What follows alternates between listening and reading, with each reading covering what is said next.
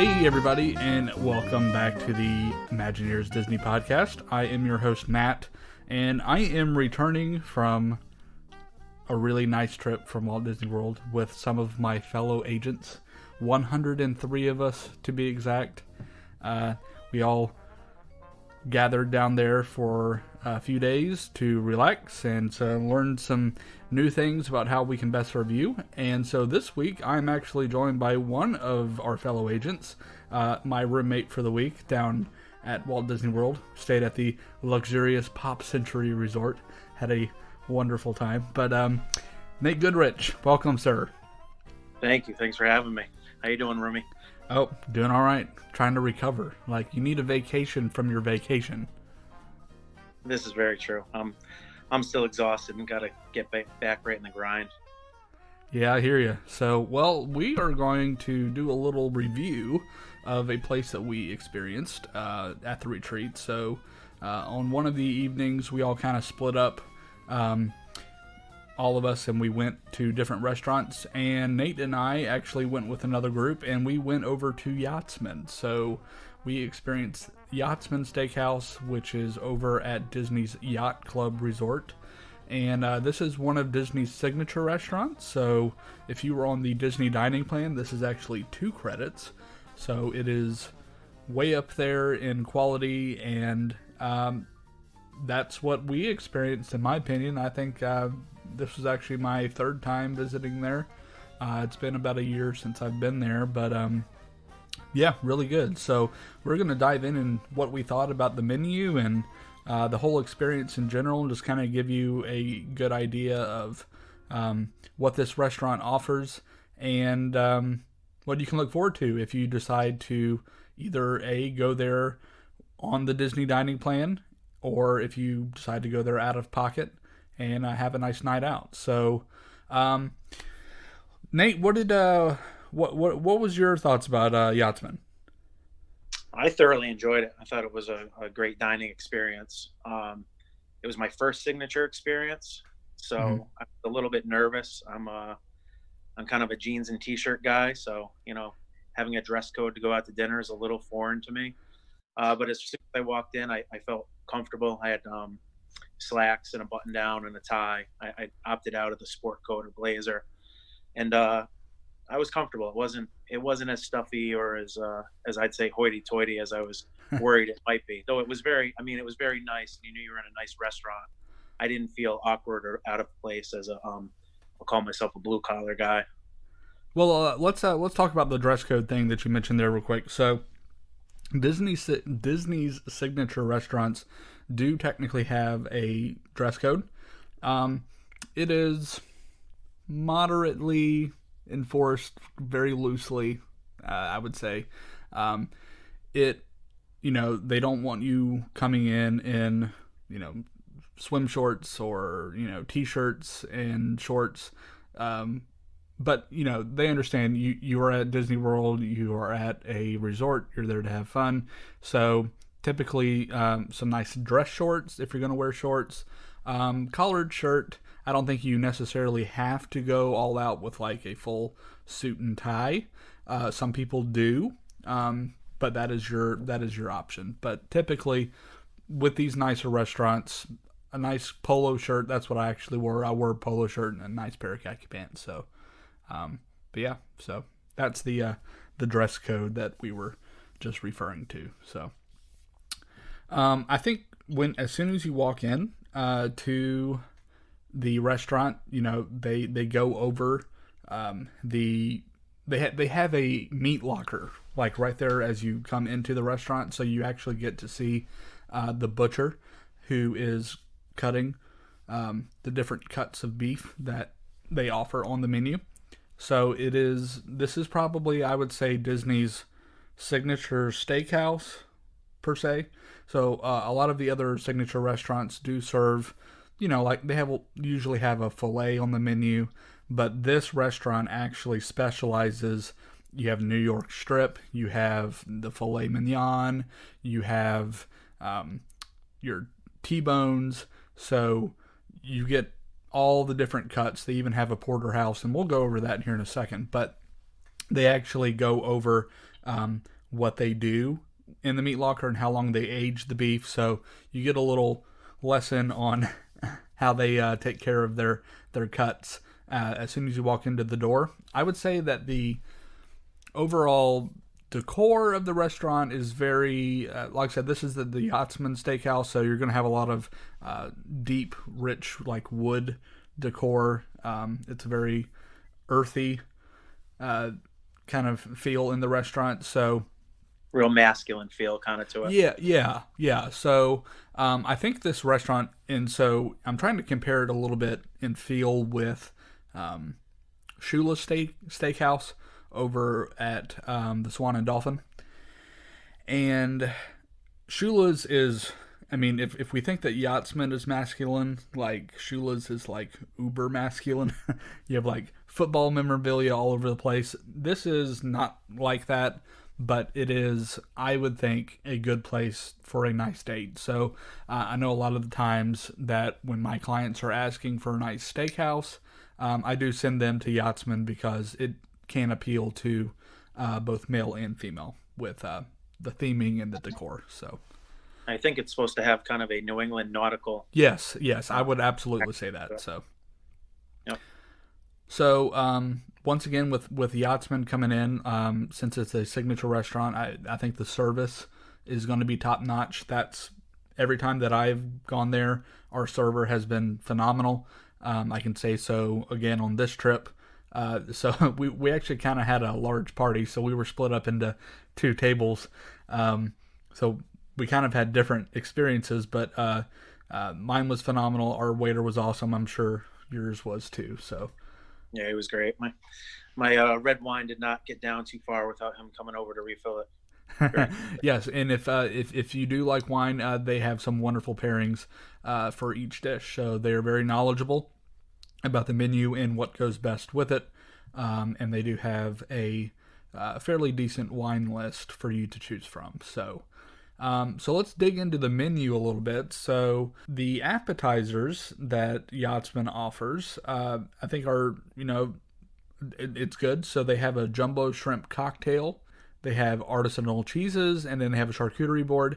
And then I actually got the Lobster Bisque, which is under their soup and salad. So that's what I started with. What did you start with, Nate? I got the jumbo shrimp cocktail. Oh, let's go. Mm-hmm. Yeah, it was delicious. My daughter recently has developed a shellfish allergy, so she wasn't there. So I took advantage of being able to have some great shrimp without making her feel bad. And I think that's another interesting thing about going to Disney, especially with people with dining allergies and stuff. So like when you're cooking at home and you kind of have to like cater to those needs that your family has, but like when you go to a place like Disney, the servers there will help guide you into what the chef there at that restaurant will be able to prepare for your family. So everyone can enjoy what they like. So if you have somebody with a shellfish allergy, all the food will be prepared sans that shellfish. It won't be cooked in the same dish or frying pan or whatever that any other seafood dishes are cooked in. So that's always nice. But then, like you said, you can enjoy that jumbo shrimp cocktail on your own and not have to feel bad about it. Yeah. So and then, like I said, I have the Lobster Bisque. It's Maine lobster, creme fraiche, and preserved lemon and herbs. So really, really nice starter. And then let's move on to what we had for the main course. So Yachtsman offers several different cuts of beef. So I'm going to start off with the top. I did not get this, although I would really like to at some point. So Yachtsman is one of the locations that actually offers Wagyu beef, which is the highest rated beef in the world.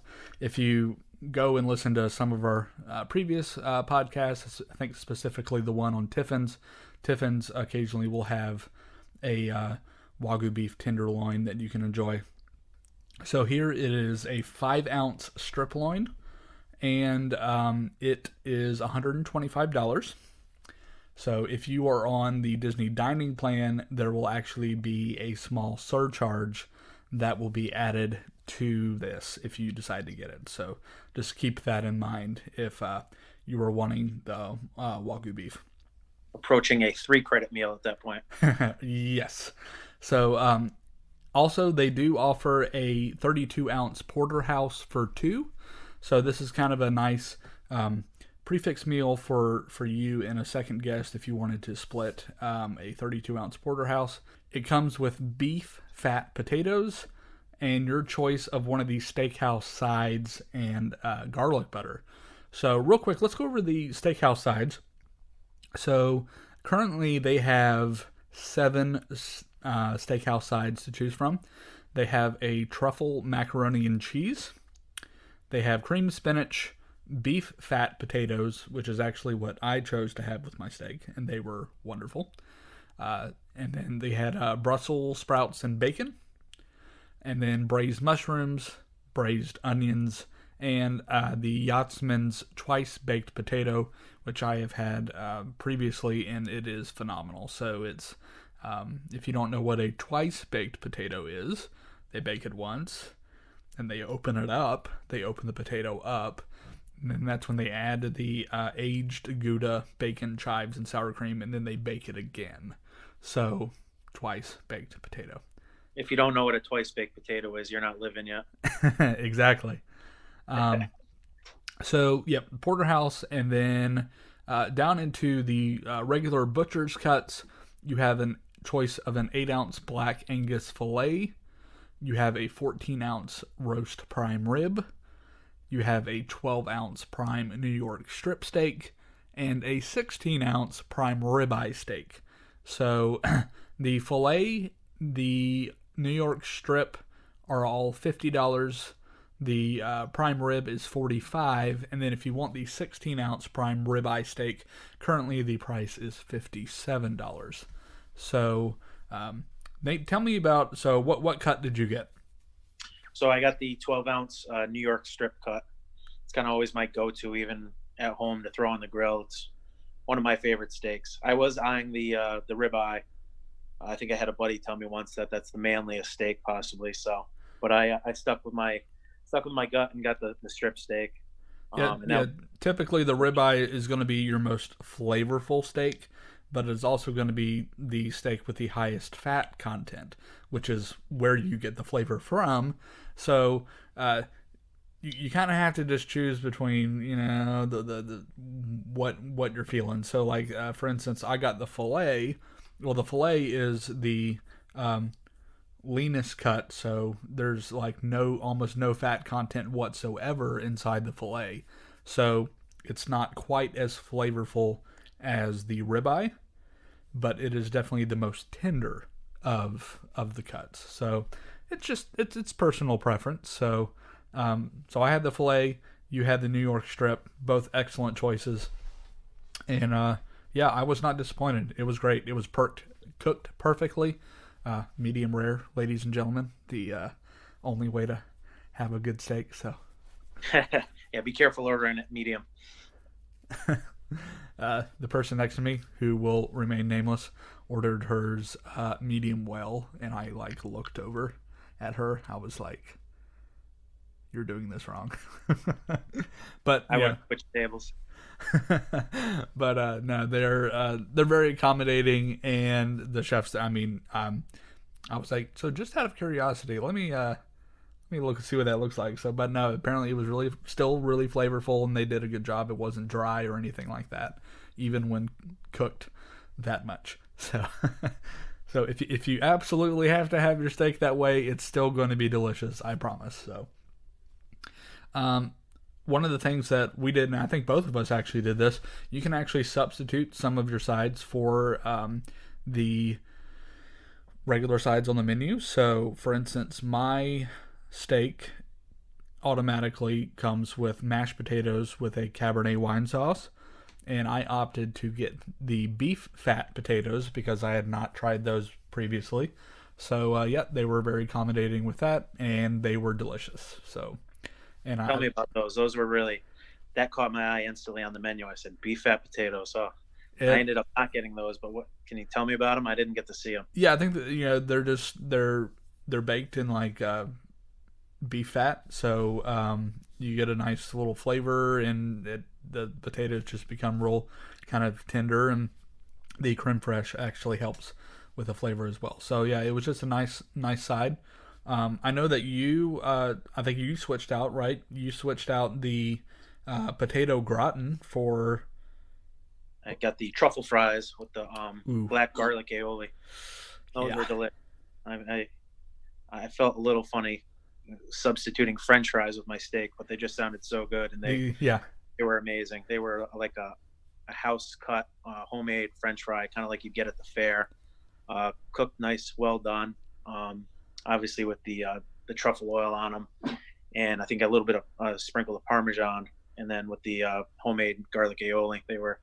I could have gone there just for those. These are not your typical French fries. So, and our agency owner I know has an affinity for French fries. I know you were sitting over there with him. I was sitting at the other table, so I'm assuming he got the truffle fries. You know what? I didn't actually see. He was at the opposite end of the table. I can't tell you. He may have. I'm willing to bet. I'm willing to bet that he did. I'll have to check in with him. See what he. I was so engrossed in my plate that I wasn't really even paying attention to others, except for the seafood tower that a couple people got at the table. So I was on. Yeah, I mean, phenomenal entrees and sides and appetizers. So, did you get any dessert? I did not. I was too full. I finished my whole plate. Practically licked it clean, and I did also get the side of the braised mushrooms. Oh yeah, something else on the side, and I wanted to stay away from vegetables, so I got the fungus, and they were great. They were really good. They're listed as having a roasted shallot butter and a Cabernet red wine, and they were just real flavorful. They soaked up everything. A little on the salty side, which probably is true of everything on the menu, but that's a good chef will say that's where you're going to get a lot of your flavors to come out with some salt. So, right. Oh. I ate every last bit, and there was no room for dessert, unfortunately. There was room for us, I think, and we actually split a bunch of desserts. Before I get into that, I do want to also briefly mention you do have the options for your main courses, your main entrees, to actually have what are called enhancements. So there are a selection of enhancements on the menu, so you can choose from bone marrow to add to your meal.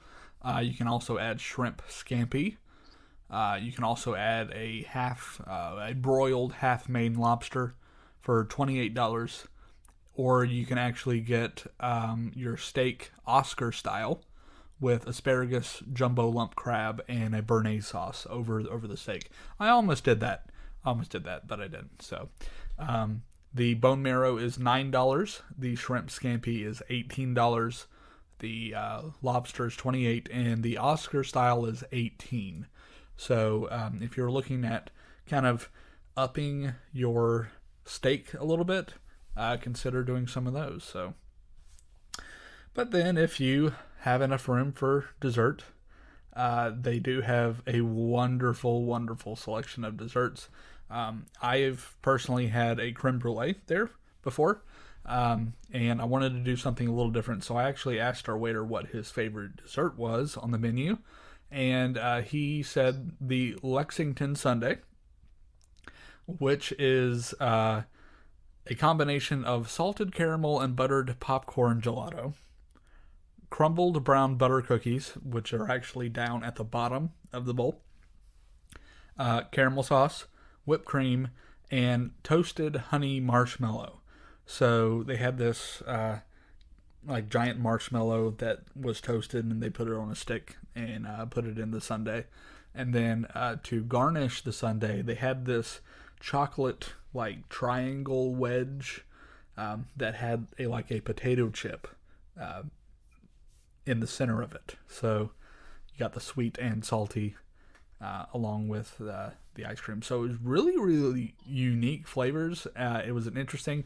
So I was kind of hesitant with the whole buttered popcorn gelato, but it was really delicious. It did not disappoint. I'll post some photos of the dishes that came out for this meal on the show notes, but once again, did not leave disappointed. It was phenomenal. So yeah, I mean, I think this is a great choice. It's one of my favorite restaurants at Walt Disney World. I mean, and as it should be. I mean, it is a signature restaurant. You are going to have quality when you go there. So we both highly recommend it. And as both of us are travel agents, we would love to help you get reservations. So remember that reservation windows open up 180 days prior to your trip arrival. So we get on at 6 o'clock in the morning, so you don't have to. Once again, my email is matt@travelmation.net, and you can reach Nate at travelmation.net, correct? It is not. It is not. Okay. No, I got the full and last name, and my name is long. Thank you, Mom and Dad. So mine is Nathaniel Goodrich at travelmation.com. NATHANIEL, and Goodrich GOODRICH at travelmation.net. So yeah, contact either one of us. We would be happy to help you book your Walt Disney World vacation, and that includes your dining and fast passes, the whole shebang. Once we book with you, we don't just abandon you and leave you to your own defender to fend for yourself. We stick with you, and we want to make sure you have the best time possible. So I think that's going to do it for today. We have hopefully piqued your interest about Yachtsman if you have never been there. And thank you everyone again for listening. As always, if you have not subscribed to the podcast, you can find us. We are the Imagineers Disney Podcast. We are available to download from iTunes, Google Play, and Stitcher. So whatever format you like to listen in on, just go ahead and subscribe. And you can also find us on Facebook. We are the Imagineers Disney Podcast. Join in on the conversation. And until next time, remember, if you can dream it, you can do it.